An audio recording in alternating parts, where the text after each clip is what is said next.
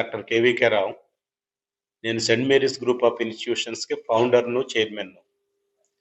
దేశముఖి గ్రామంలో నా పేర, నా భార్య పేర కలిపి 90 ఎకరాల దాకా మేము పర్చేజ్ చేసాం వేరియస్ సర్వే నెంబర్‌లో. 63 ఎకరాలు ల్యాండ్ కన్వర్షన్ చేసి కాలేజీలకి ఇచ్చాము. దాంట్లో కాలేజీలు నడుస్తా ఉన్నాయి. ఆ కాలేజీ ల్యాండ్‌కి సంబంధించి మిగతా ల్యాండ్‌కి సంబంధించి కూడా గత 30 సంవత్సరాల నుంచి ఎలాంటి డిస్ప్యూటు లేదు. 13 సర్వే నెంబర్‌లో మొత్తం 20 ఎకరాలు ఉంది. 15 ఎకరాలు మాదున్నది. పక్కన వెంకటేశ్వరరావు గారు ఆయనకేమో 4 ఎకరాలు ఉన్నాయి. విజయ రామారావు గారిని ఇప్పుడు ఎవరైతే డిస్ప్యూట్ చేస్తున్నారో ఆయనకి 1 ఎకరా ఉన్నది. ఆ 1 ఎకరాలో నేను సెక్యూరిటీ పోస్ట్ పెట్టాను. మేము ఇప్పుడు నడుస్తా ఉన్నాం ఆ ఎకరాలో. శివ, శంకర్ అనే ఇద్దరు ఒక జేసీపీ తీసుకొని మా ల్యాండ్‌లోకి వచ్చి ఆ యాక్సెస్ అంటే పంచాయతీ రోడ్ నుంచి కాలేజీలకు వచ్చే యాక్సెస్ ఏదైతే ఉందో దాన్ని కట్ చేసి లోపలికి వచ్చి చెట్లు కొట్టేసి కొంచెం ఇబ్బందికరమైన పరిస్థితులు క్రియేట్ చేశారు. ఎస్ఐ గారికి, సిఐ, ఏసీపీ, డీసీపీ గారికి కూడా మేము కంప్లైంట్ ఇవ్వటం జరిగింది. అన్ఫార్చునేట్గా ఎవ్వరు కూడా ఈ విషయంలో యాక్షన్ తీసుకోలేదు. 28 ఎకరాల 17 గుంటల భూమి మాకు రోడ్డుకున్నది.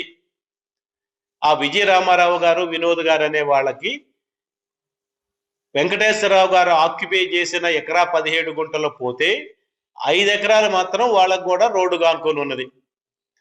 సో ఇవాళ 5 ఎకరాలు ఉన్న వాళ్ళు ఏం చెప్తున్నారంటే మా 5 ఎకరాలు రోడ్డు నానుకొనే మాకు కావాలి, మీకు 28 ఎకరాల 14 గుంటలు రోడ్డుకున్నా కూడా మీకు రోడ్డు ఏమి రాదు, రోడ్డు ఏమి ఇవ్వము. ఇది డిస్ప్యూట్.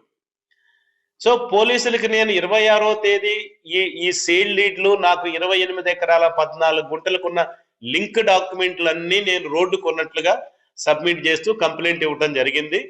27వ తేదీ పొద్దున 9 గంటలకి 3 జేసీపీలు తీసుకొని శివ, ఆ తర్వాత శంకర్, ఇంకో ఆయన పోచింపల్లి నుంచి రవి అని ఆయన, వీళ్ళు ముగ్గురు వచ్చి దగ్గర 20-25 చెట్లు కొట్టేసి మొత్తం ఆ భూమినంతా చదును చేసే ప్రయత్నం చేస్తూ ఉంటే మా నాన్ టీచింగ్ స్టాఫ్, ఆయమ్మలు, మా స్టాఫ్ వాళ్ళని ఆపటం జరిగింది.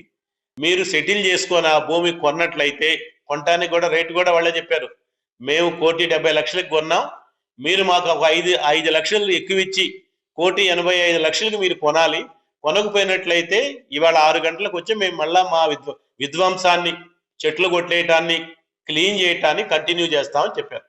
ఆ విషయం కూడా నేను పోలీసులకు తెలియజేశాను. గూగుల్ మ్యాప్స్ చూసినట్లయితే ఇవి స్పష్టంగా తెలుస్తాయి.